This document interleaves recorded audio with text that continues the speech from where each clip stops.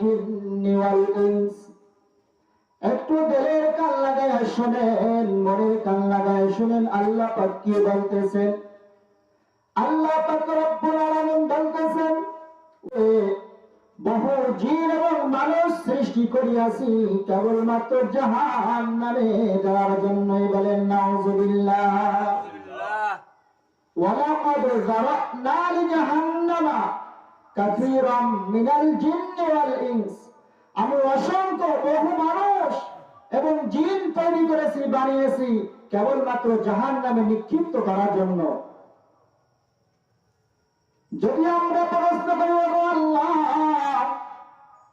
তারা কেমন মানুষ আর কেমন জিন যাদেরকে আপনি বানাইছেন শুধু জাহান্নামে নিক্ষিপ্ত করার জন্য, জাহান্নামে দেওয়ার জন্য, কেমন?